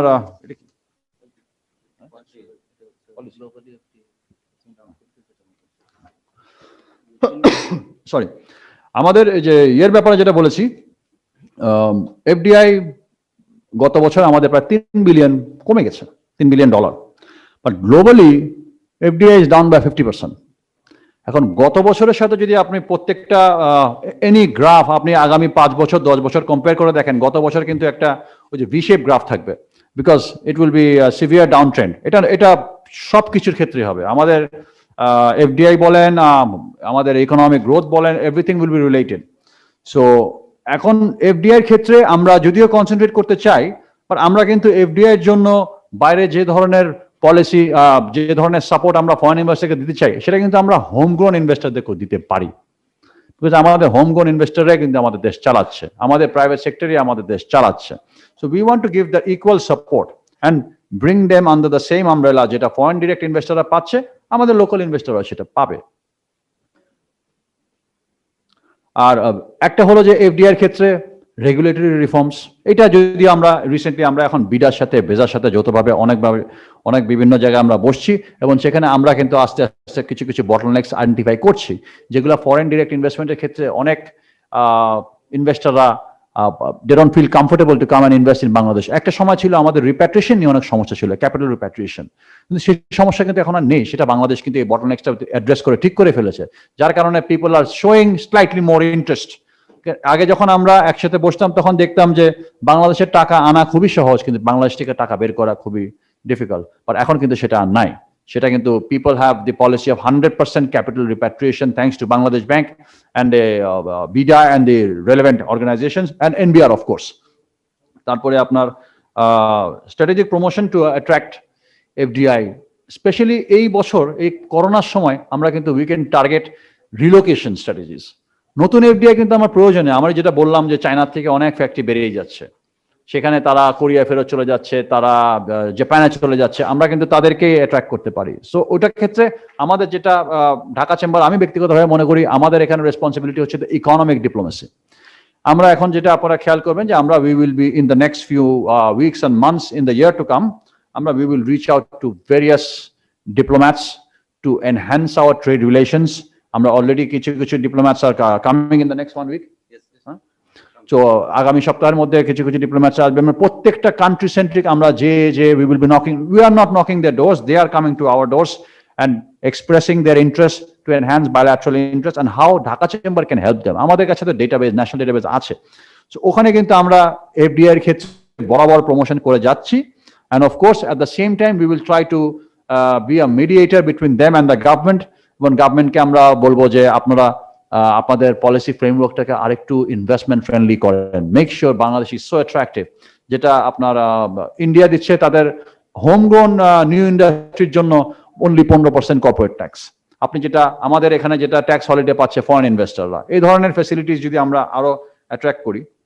অ্যান্ড এই সব কিছু কেন্দ্র করেই কিন্তু এই আপনারা আজকে যা যা প্রশ্ন করলেন এগুলোর একটা ইনফর্মড পেপার করেই কিন্তু আমাদের এই ডিসিসিআই ইনভেস্টমেন্ট সামিটটা বছরের শেষে হবে, যে আমরা এই 50 বছরে কোথায় আসলাম, আমরা এখন কোন জায়গায় আছি। এবং এটা কিন্তু মূল কারণ আমাদের হচ্ছে to celebrate the birth centenary and the 50 years, এটা আমাদের মূল কারণ। বাট এখানে এজেন্ডা তো থাকবে কিছু, আমরা in celebration two commemorate the 100 years of Bangabandhu and 50 years of Bangladesh, আমরা কিন্তু এফডিআই অ্যাট্রাক্ট করার জন্যই যাচ্ছি। অ্যান্ড আমাদের একটা ব্যক্তিগতভাবে প্ল্যান আছে, যদি সম্ভব হয় আমরা এটাকে এশিয়া সেন্ট্রিক করব, মানে ইস্টের দিকে, যেটা আমরা আপনাদেরকে আগে বলেছি যে আমরা আমাদের এক্সপোর্ট বাস্কেট 83% হলো 81% হলো ওয়েস্টে আমাদের সব ব্যবসা হচ্ছে, আর বাকি মাত্র 17-18% এশিয়া। তো এশিয়ার থেকে ইনভেস্টমেন্ট অ্যাট্রাক্ট করার জন্য, এশিয়ার থেকে এখন ইনভেস্টমেন্ট আসছে। Japan is in Matarbari, Singapore is investing, China is investing, huge investments are coming in. So we need to have that kind of a bilateral relationship with them. So আমরা যেন যৌথভাবে move করতে পারি। And আরেকটা যেটা আমরা বলেছি যে also to attract FDI, আমরা কিন্তু ASEAN অবজারভার স্ট্যাটাসটার জন্য বরাবর চেষ্টা করছি, এবং আমরা যখনই বাণিজ্য মন্ত্রণালয় বলেন এবং যেখানে যাই, আমরা কিন্তু এটার জন্য অলওয়েজ পলিসি ফ্রেমওয়ার্কের জন্য কিভাবে আমরা করতে পারি, এবং আমরা কিন্তু আসিয়ান মেম্বারদের সাথে সবসময় এই লবিংটা করে আসছি যে we should be an observer in the ASEAN nations and then one thing can lead to the other. এবং সেটা করলে কিন্তু আমাদের door to the ASEAN economy will widely open, এবং তখন কিন্তু আমাদের যেটা বললাম যে all eggs in one basket in the west, এটা কিন্তু আমাদের হবে না, যেটা আমরা সাফার করেছি এখন। এবং আমরা আগামী বছরও এই বছর এবং আগামী বছর সাফার করতে পারি, বিকজ আমাদের দেশ কিন্তু we are reviving the economy right now, but Europe is still in shambles, আমাদের লার্জেস্ট এক্সপোর্ট বাস্কেট, ওদের কিন্তু অবস্থা এখনো খারাপ। তো ওরা ভালো না হওয়া পর্যন্ত আমাদের কিন্তু এই যে 83% এক্সপোর্ট যেটা আরএমজি আছে, এটা কিন্তু তখন সাফার করবে। এটা কিন্তু আবার প্রণোদনা চাবে, ওদের কিন্তু বিপদ আবার আসতে পারে। যতক্ষণ না ওয়েস্টার্ন ওয়ার্ল্ড ঠিক না হবে, আমাদের আরএমজি ইন্ডাস্ট্রি কিন্তু এভাবে ঠিক হবে না। So we also want to say যে আমাদের export diversification, product market and product diversification is very important for us. We have spoken about light engineering, we have spoken about various other sectors, including infra. Pharmaceuticals তো এখন তো এটা বলতে হবে না, এখন সবাই মানে because of the pandemic everybody wants to invest in pharmaceuticals, everybody wants to invest in healthcare services, তারপরে expedition of the API park, যেটা অ্যাক্টিভ ফার্মাসিউটিক্যাল ইনগ্রেডিয়েন্টস এর জন্য, সেটাও সরকার করছে। এবং আমরা এপিআই এর ক্ষেত্রে আমাদের ইনভেস্টমেন্ট বাড়াতে হবে।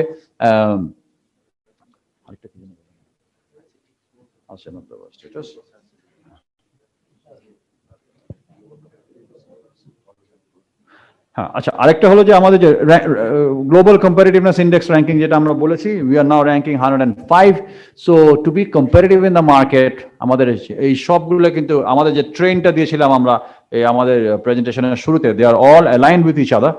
So improvement of the index, আমাদের ইন্ডেক্সটা একটু বাড়াতে হবে, যেটা আমরা we are now ranked 105 out of how many countries? 141 কান্ট্রিজের মধ্যে আমরা 105, এখানে আমাদেরকে উঠতে হবে, যেটা আমরা ইনফ্যাক্ট গত বছর যদি হচ্ছে না তার আগের বছর থেকে we were improving in the ease of doing business. So moving on, আর কোনো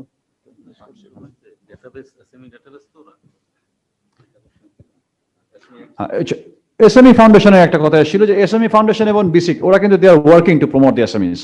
সো আমরা অবভিয়াসলি বিসিকে তো আমাদের রিপ্রেজেন্টেশন আছে, এসএমই ফাউন্ডেশনের সাথে আমরা বিভিন্ন কমিটিতে ইনফ্যাক্ট আছি, এন্ড আমরা যৌথভাবে ওদের সাথে কাজ করি। And I think that instead of the SME policy, we can also push for an SME Development Act. If we put it into an act, it is more of a legal framework than an actual policy framework. এবং তাহলে হয়তো আমরা অনেক কিছু তুলে ধরতে পারবো। এবং এখানে একটা প্রশ্ন আপনারা করেছিলেন রিগার্ডিং দ্য পলিসি, এসএমই এর একটা রিপোর্ট তৈরি করা, সেটা আমরা যদি একই সাথে এই ফ্রেমওয়ার্কে করতে পারি তাহলে কিন্তু অনেক কিছু আমাদের বটলনেক্স তুলে ধরতে পারবো আমরা, এবং we can go directly into addressing the problem of the problems. So again, আমরা আপনাদের সাথে আবারও বসবো, নট অনলি যেটা আমি বলেছি যে আমরা বছর শেষে একটা দিয়ে যাবো যে আমরা কি বলেছি আর কি করলাম, বাট তারপরে আবার বসবো। আজকে অনেকগুলো প্রশ্ন আমার কাছে এসছে যেগুলো in fact we want to work on details, and it's actually good for Dhaka. আমি ঢাকা চেম্বারে ভালোর জন্যই বলছি, আমাদের জন্য ভালো হবে এগুলো আমরা যদি সেই সব প্রবলেমগুলো অ্যাড্রেস করতে পারি। এবং আপনাদের support is of course of the utmost importance, because at the end of the day আমরা যে বলি we are the voice of SMEs, আর আমার ভয়েসটা যদি আপনারা প্রমোট না করেন, রেজ না করেন, then Dhaka Chamber will not be here today where they are, and that is thanks to you, our friends from the print and electronic media. And I think there is one last request of a question. আপনি বললে তা এরপরে যদি কোনো প্রশ্ন না থাকে আমরা ক্লোজ করে দেবো। দুইজন, আচ্ছা বলেন। আমার হচ্ছে সাইদ আনওয়ার, আমি নাগরিক টেলিভিশনে কাজ করি। জি, আপনি আপনার প্রেজেন্টেশনে প্রাইভেট সেক্টর ইনভেস্টমেন্টের যে পয়েন্টে বলেছেন, এখানে যে লো কস্ট ইনভেস্টমেন্টের জন্য আপনারা এই বছর অ্যাডভোকেসি করবেন, এটা আরেকটু ব্যাখ্যাটা একটু জানতে চাই আপনার মুখ থেকে। আর ডিসিসিআই, আমার সেকেন্ড প্রশ্ন হলো ডিসিসিআই প্রতি বছর নতুন কমিটি যখন দায়িত্ব নেয় এই ধরনের একটা সম্মেলন করে, আপনার প্রতি বছরই ট্যাক্সের একটা পার্টে সবসময় ট্যাক্স রিডাকশনের কথা বলে আসেন। এবারও আপনারা এক একটা বছর যা আপনার ফিসক্যাল ইয়ার চেঞ্জ করে শুধু এই পয়েন্টটা নিয়ে সবসময় কথা বলেন যে 5%, 7%, 10% হারে কর কমাতে হবে। এই যে প্রতি বছর বলেন, এটা আসলে অযৌক্তিক দাবি হয়ে যাচ্ছে কিনা? কারণ সরকার তো এই জায়গাটা নিচ্ছে না আপনাদের, তাহলে কেন বারবার এই পয়েন্ট আপনারা কথা বলেন? আমরা কি বলা বন্ধ করে দিব? আপনি যেটা চান। আমরা we are the face of the private sector, আমরা তো বলা বন্ধ করবো না, আমরা সবসময় বলতে থাকবো, একদিন শুনবে। আচ্ছা, আমি একটা প্রশ্ন করতে চাচ্ছিলাম। আমার নাম সালাউদ্দিন, আমি এসিটিভিতে কাজ করি। জি, আপনি খুব চমৎকার বললেন, এবং আমার মনে হচ্ছে যে আপনি বাংলাদেশের যে কোনো অর্থমন্ত্রী, শিল্পমন্ত্রী কিংবা বাণিজ্য মন্ত্রীর চেয়ে অনেক বেশি মানে গভর্নমেন্টের ভাষণ গুলো খুব করে তুলে ধরতে পারছেন। আমরা খুব মুগ্ধ আপনার বক্তব্যে। Thank you. আমি আপনাকে অসংখ্য ধন্যবাদ। এটা আমার প্রথম প্রেস কনফারেন্স, আপনারা প্লিজ আমার যদি কোনো ভুল টুল থাকে, অফকোর্স আমার প্রেস কনফারেন্সের পরে প্রোগ্রাম শেষ না, আমরা কিন্তু বাইলাট্রালি আলাপ আলোচনা করব। জি, তো আমরা মানে ধরেন বাংলাদেশে 10-15 বছর আগেও দেখতাম যে বিজনেসম্যানদের সাথে গভর্নমেন্টের অলওয়েজ একটা কনফ্লিক্ট থাকে, কিন্তু এখন দেখি যে গভর্নমেন্টের ভার্সন আর বিজনেসম্যানদের ভার্সন প্রায় একই রকম। তো এটা বাংলাদেশে একটা মানে আমরা একটা নতুন মাত্রা আমরা দেখছি, যাকে এটা হয়তো কোনো ভালো দিক হতে পারে। ইদানিং আমরা কিছু টার্গেট ইয়ার দেখতেছি, 2021, 2031, 2041। আমরা 2041-এ উন্নত দেশ হয়ে যাব। তো আমাদের অনেক প্রতিদ্বন্দ্বী দেশ আছে, প্রতিযোগী দেশ আছে, চীন, ইন্ডিয়া, তাদের এরকম কোনো টার্গেট ইয়ার আছে কিনা? চীন কবে উন্নত দেশ হবে, তারা এরকম কোনো টার্গেট দিয়েছে কিনা? ভারত কবে হবে? তো আমরা চীন ভারতের কথা এই মুহূর্তে আমরা বলতে পারি যে তাদের টার্গেট ইয়ারটা কবে, তারা কবে উন্নত দেশ হবে।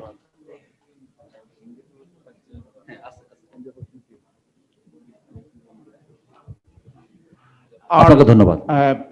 বাংলাদেশের যে এলডিসি স্ট্যাটাস, এইটাকে কি আপনি সুযোগ হিসাবে দেখেন না দায় হিসাবে দেখেন? কেন আমরা এটা ঝেড়ে ফেলার জন্য আমরা এত ব্যস্ত হয়ে গেলাম? এটার মূল কারণটা কি? এলডিসি স্ট্যাটাস ঝেড়ে ফেললে আমরা কত ডেভেলপ দ্রুত কি করতে পারবো? আমরা দেখছি যে গত 5-6 বছর ধরে আমাদের কিন্তু রপ্তানি ডিক্লাইনিং, যেখানে আমাদের 5 বছর আগেও আমাদের রপ্তানি ছিল জিডিপি 20%, এখন এটা জিডিপির 15 কাছাকাছি চলে আসছে আমাদের রপ্তানিটা জিডিপির হিসাবে।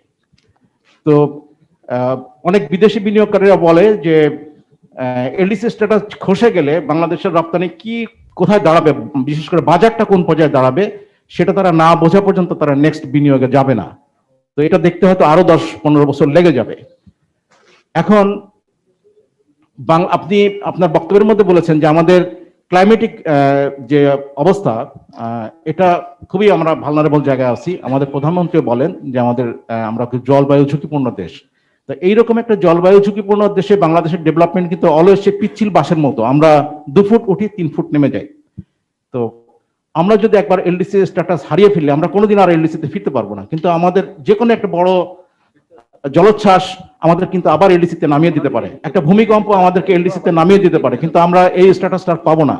বাংলাদেশের যে রপ্তানিটা যে বুস্ট করেছে এটা কিন্তু আমাদের এলডিসি স্ট্যাটাসের কারণে। এবং এই এলডিসি স্ট্যাটাস কিন্তু আমরা 1971 সালে যখন জন্ম নিয়েছিলাম আমরা কিন্তু তখন পাইনি। বঙ্গবন্ধু এটা সংগ্রাম করে উনি জাতিসংঘ থেকে অনেক লিখে তারপরে উনি যখন এলডিসি স্ট্যাটাস আনলেন তখন 1974 সাল, উনি কিন্তু এটা ভোগ করে যেতে পারেননি, ওনার পরের শাসকরা এটা ভোগ করেছেন। তো এলডিসি স্ট্যাটাস কিন্তু বঙ্গবন্ধুকে চেয়ে আনতে হয়েছিল এবং ফাইট করে আনতে হয়েছিল। আমরা জন্মে কিন্তু এলডিসি স্ট্যাটাস পাইনি, যদি 1971 সাল থেকে এই স্ট্যাটাস জাতিসংঘ শুরু করেছে। তো আমরা এই এলডিসি স্ট্যাটাস ঝেড়ে ফেলার জন্য আমরা খুব বেশি রকম ব্যস্ত হয়ে গেছি। আমরা যদি সারা জীবন এলডিসি থাকতে পারি আমাদের কি ক্ষতি? আপনি যদি এই প্রসঙ্গটা একটু বলেন। ধন্যবাদ। আপনাকে অসংখ্য ধন্যবাদ।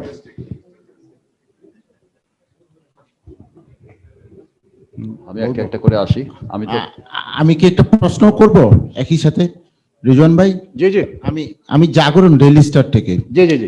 আপনি আপনার স্লাইডে প্রথমেই বলেছেন সিএমএসএমই তে আপনারা প্রায়োরিটি দিবেন।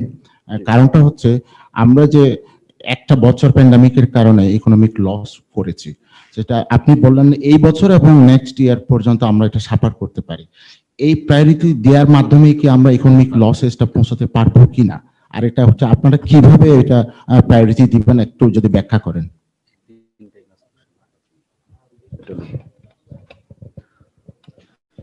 আমি একটু আসি এখানে। আগে ওই যে রিগার্ডিং যে Dr. Mahathir Mohamad, his vision 2020 was actually declared in 1980. এটাতে একটা 40 বছর আগে ভিশনটা দিয়েছিল, তো সেটা আজকে এসছে এখানে। Again, it happens once in a lifetime, মানে ওনার লিডারশিপটা ওই মানে করোনার মতোই ধরে নেন, 100 বছর এরকম একজনই আছে যে এত বছর নেতৃত্ব দিয়েছে। সো ওনাদের ওখানে তো in fact if I'm not mistaken, the Saudi Arabia Vision 2021 is also a much long-term plan from the 80s as well. So, 2030, you're right. So, a plan যখন ওই গভর্নমেন্ট যখন দিয়ে থাকে in a long-term plan is very easier to implement. But আমাদের গভর্নমেন্টে কিন্তু long-term planই দিয়েছে। আপনার 2030, 2041, these are fairly long-term plans from when this government took office in 2008. But এখন এলডিসি গ্র্যাজুয়েশনের ব্যাপারে আমি বলি, এটা আমাদের ইটস ইনএভিটেবল, একদিন একদিন করতে হবে আমাদেরকে। এবং এটার ক্ষেত্রে যেটা আমাদের হবে যে আমাদের কম্পিটিটিভনেসটা বাড়াতে হবে। আমরা যে স্কিলস ডেভেলপমেন্টের কথা বলছি, আমরা এত টেকনোলজি এনহ্যান্সমেন্টের কথা বলছি, চতুর্থ শিল্প বিপ্লবের কথা বলছি, এগুলা কিন্তু they are all interrelated, it's a full cycle of life. আমরা যদি এখানে আমাদের এক্সপোর্ট মার্কেটের কথা যেটা বলছি, আমরা যদি 2027-এর পরে আমাদের এক্সপোর্ট মার্কেট প্রেফারেন্সটা যে আপনার WTO যে প্রেফারেন্সিয়াল ট্রিটমেন্ট সেটা আমরা পাবো না। তো সেটা যে আমরা একটা এক্সটেনশনের কথা বলছি, আমরা এক্সটেনশন চেতে পারি because of the foreign loans, আমাদের ইনফ্যাক্ট বড়োয়িং রেটস বেড়ে যাবে আমাদেরকে তো সেই ওডিএ থাকবে না। সো সেখানে যদি আপনি বিবেচনা করে দেখেন, ইটস ইনএভিটেবল। হয়তো আমরা এটাকে আজকে করব না কালকে করব, that is not the point, but এটা আমাদের করতে হবে। So we need to be prepared. Any country can return to LDC through any official declaration, but আমরা তো আমাদের তো গভর্নমেন্টের ভিশন তো সেটা না। We want to go ahead, আমরা তো we want to move forward. আপনি একটা অফিসিয়াল ডিক্লারেশন দিয়ে আপনি আবার এলডিসি হয়ে গেলেন, বাট আমরা তো সেটা চাচ্ছি না। আমরা চাচ্ছি এলডিসি থেকে বেরিয়ে আসতে। We want to become a middle income country by 2041। এখন আমার প্রাইম মিনিস্টার ভিশন দিয়েছে, mission, it is the job of the government, it is the job of the private sector to support that. আমরা সেটা করব। আমরা we want to move to that, we want to be a middle income country, and once we are middle income country, আমরা চাবো to be one of the leading economies in the world. In fact Dhaka chamber in 2010 said that we will be the third largest economy by 2030. না পারলে আমরা কিন্তু এই পথেই আছি, আমরা কিন্তু এত পিছনে নাই।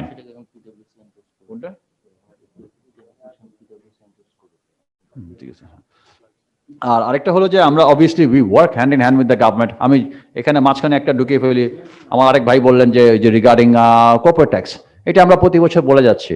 এটা আমি আপনাকে অ্যাসিওর করছি, আমি আগামী বছরে বলবো, তারপরে বছর আমি না, মানে আমার সাকসেসর যিনি থাকবেন, আমার পরের প্রেসিডেন্ট, এনারা বলেই যাবেন। এবং এটা কিন্তু শুধু আমরা না, Dhaka chamber, metropolitan chamber, all sorts of BGMEA যত ইনস্টিটিউশন আছে, এটা সবাই বলে যাচ্ছে। Because at the end of the day আমরা চাই ব্র্যাকেটে আরো মানুষকে আনতে, ব্র্যাকেটটাকে ওয়াইড করার জন্য। হ্যাঁ, ব্র্যাকেটটাকে ওয়াইড করার জন্য আমাদের যেন মানুষ যেন ট্যাক্স দিতে উৎসাহিত হয়, ট্যাক্সের বিনিময়ে যে কাউন্টার বেনিফিট গুলো পাবে, যেগুলো রিবেটের কথা আমরা বলছিলাম, রিবেট কখন পাবে, কি ধরনের স্কিলসের জন্য পাবে, সেগুলো আমাদেরকে কনসেন্ট্রেট করতে হবে। আমরা skills development, research and R&D, তারপরে আপনার ইনফ্রাস্ট্রাকচার, এসব ক্ষেত্রে আমরা ব্রেক দিব। এবং আই থিঙ্ক যে আমরা যদি সরকারকে এই ট্যাক্স কমিয়ে ইনকাম বাড়ানোর একটা অ্যাভিনিউ করে দিই, তাহলে কিন্তু they will listen to us, they are bound to listen to us, because eventually আমাদেরকে খালি সমস্যা বললে হবে না, ট্যাক্স কমান, ট্যাক্স কমাবো কেন, এই কারণে কমান, আমাদেরকে সমাধানও নিয়ে যেতে হবে সাথে। And that is what we try to do. And প্রতি বছর আমরা একটা জিনিস করে আমাদের একটা এক্সপিরিয়েন্স হচ্ছে, অ্যান্ড দেন ইভেন্চুয়ালি আমরা হয়তো আরো বেটার ভাবে প্রপোজাল নিয়ে যাবো। And I am hopeful that the government will, specially this year, will listen to us. এখন কতখানি আমাদের অ্যাকসেপ্ট করবে আমাদের প্রপোজাল সেটা জানি না, বাট উই আর হোপফুল যে এই বছর ইট will be a very very mutual understanding between the NBR and the private sector. আচ্ছা, এলডিসি কথাটা তো আমি অ্যাড্রেস করেছি already. Export market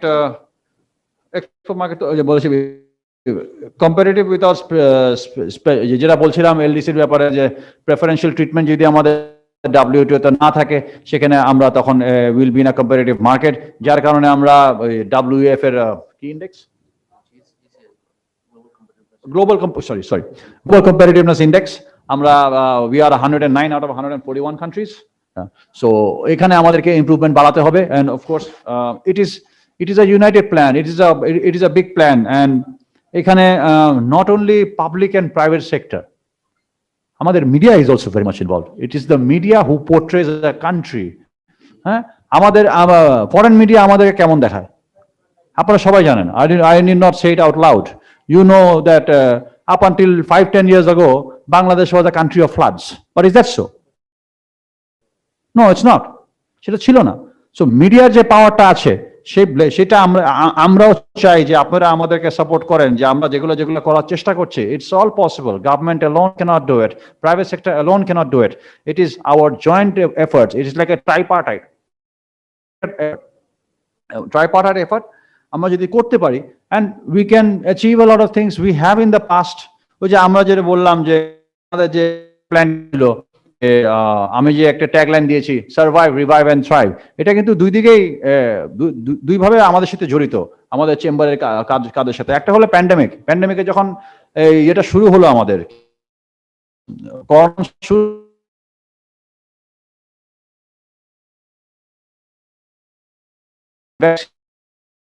vaccination business started going up. This is the revival. The vaccine is done. We will thrive. We are already thriving in certain areas. Threats আছে. Tourism industry, aviation industry, a small business. ফেরত এদেরকে আমরা আস্তে আস্তে নিয়ে আসবো. Similarly, this survive, revive and thrive also relates to Bangladesh as a whole from day one. 1971 we survived. The government has revived this economy 50 years later. Our Prime Minister has revived this economy. 50 years and beyond, we will thrive. It's possible, but it will be a united effort. আমি জানি না আমি সবার সব প্রশ্ন জবাব দিতে পেরেছি কিনা, but I will again, আমি আপনাদের সাথে আবার এখন আমরা বসবো. আপনারা যদি আমাকে অনুমতি দেন, আমরা কি এখন এটা ক্লোজ করতে পারি? একটা লাস্ট কোয়েশ্চেন আছে, আমি জাস্ট লাস্ট একটা কোয়েশ্চেন নিচ্ছি. Sorry if I didn't answer you. মাইকটা দাও ওনাকে. আমার প্রশ্নের জবাব পাইনি তো আমি. Sorry, সিএমএসএমই আমি বলছিলাম আপনার প্রায়োরিটি দিচ্ছিলেন এবং আপনি বলছেন যে এই প্যান্ডামিকের কারণে এই বছরটা আমরা সাফার করব, নেক্সট ইয়ারও সাফার করতে পারি, আর আপনি আগামী 30 সালের মধ্যে $40 বিলিয়ন এডিশনাল এক্সপোর্ট করতে হবে, সেটার সাথে এটা রিলেট করে আপনি বলবেন যে এটা প্রায়োরিটি দিয়ে ওই টার্গেটটা আমরা ফিল আপ করতে পারবো কিনা?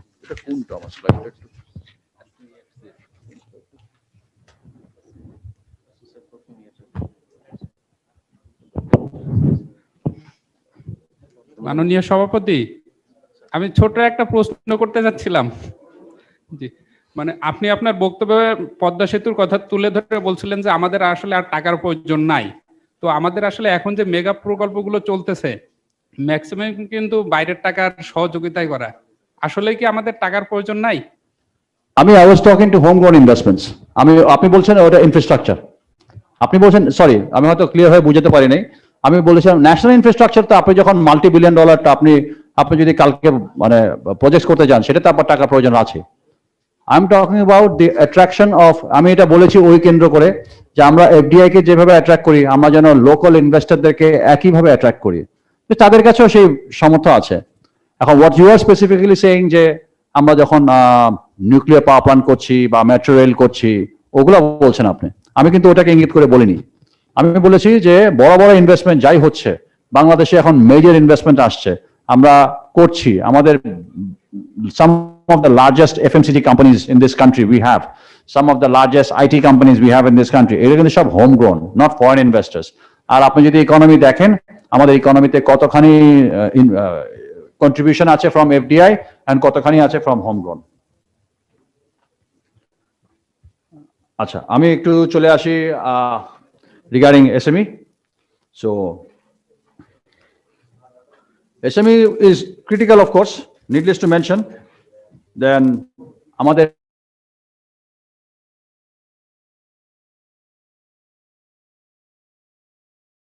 এক্সপোর্ট যেটা আমাদের ইয়ে করতে হবে, এটা অ্যাচিভ করতে ইট will be easy for local industrialisation. আমরা যদি লোকাল ইন্ডাস্ট্রিয়ালাইজেশনটা প্রমোট করি, তাহলে আমার গভর্নমেন্টের যে এজেন্ডা আছে $40 billion by 2030, actually sorry, is the target $40 billion or additional $40 billion? Sorry, additional $40 billion, not $40 billion, yeah, additional $40 billion by 2030. এটা কিন্তু আমার জন্য it will be much easier.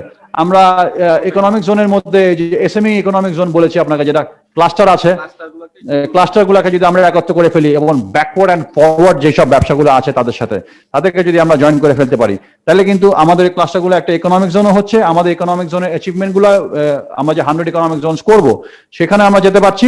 And in the meantime, once the small investors are going into this cluster and ওদের backward forward লিঙ্কেজের সাথে আমাদের এমপ্লয়মেন্টও বাড়ছে। So it's a full life cycle. and